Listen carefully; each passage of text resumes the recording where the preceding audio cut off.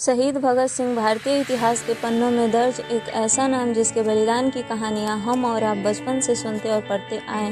28 सितंबर 1907 को लायलपुर जिले के बंगा में, जो अब पाकिस्तान में है, पैदा हुए भगत सिंह महज 23 वर्ष की छोटी सी उम्र में हंसते हंसते देश के लिए फांसी के फंदे पर झूल गए। 23 मार्च 1931 वह तारीख थी जब अंग्रेजों ने उन्हें मौत दे दी। ऐसे में इतिहास के पन्ने को पलटते हुए उनसे जुड़े कुछ रोचक तथ्यों को जानना दिलचस्प रहेगा। भगत सिंह शादी नहीं करना चाहते थे। ऐसे में उनके माता पिता ने उनकी शादी करने की कोशिश की तो वह अपना घर छोड़कर कानपुर चले गए थे। उन्होंने यह कहते हुए घर छोड़ दिया था कि अगर मेरा विवाह गुलाम भारत में हुआ तो मेरी वधू केवल मृत्यु होगी।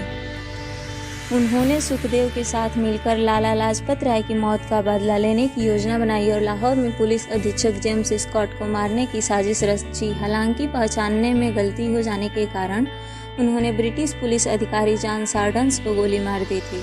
सिख होने के नाते भगत सिंह के लिए उनकी दाढ़ी और बाल बहुत महत्वपूर्ण थे, मगर उन्होंने बाल कटवा दिए ताकि वह अंग्रेज उन्हें पकड़ न सके। अंततः वह ब्रिटिश पुलिस अधिकारी जॉन सैंडर्स की हत्या के बाद लाहौर से भागने में सफल रहे थे। ब्रिटिश पुलिस अधिकारी जॉन सैंडर्स की हत्या के करीब 1 साल बाद भगत सिंह और बटुकेश्वर दत्त ने दिल्ली के सेंट्रल असेंबली हॉल में बम फेंके और इंकलाब जिंदाबाद के नारे लगाए। साथ ही इस बार उन्होंने खुद को गिरफ्तार हो जाने दिया। जेल के अंदर भी भगत सिंह का क्रांतिकारी रवैया कायम रहा। उन्होंने आक्रामक तरीके से भारत की स्वतंत्रता के लिए कैदियों को प्रेरित किया और अंग्रेजों को नाकों चने चबवा दिया। अपने मुकदमे की सुनवाई के समय उन्होंने अपना कोई बचाव पेश नहीं किया, बल्कि इस अवसर का इस्तेमाल उन्होंने भारत की आज़ादी की योजना का प्रचार करने में किया। उनके मौत की सज़ा 7 अक्टूबर 1930 को सुनाई गई, जिसे उन्होंने निर्भय होकर सुना।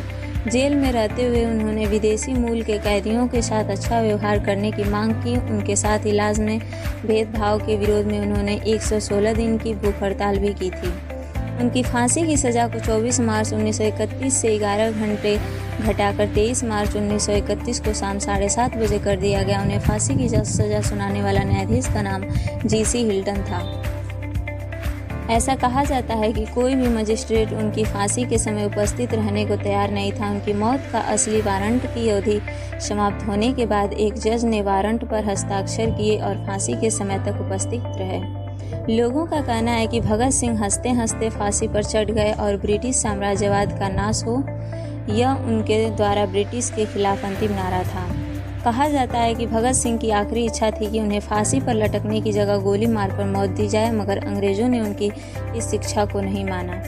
इस तरह भारत के प्रसिद्ध स्वतंत्रता सेनानी को केवल 23 साल की उम्र में फांसी दी गई। उनकी मृत्यु ने सैकड़ों लोगों को स्वतंत्रता आंदोलन में भाग लेने के लिए प्रेरित किया।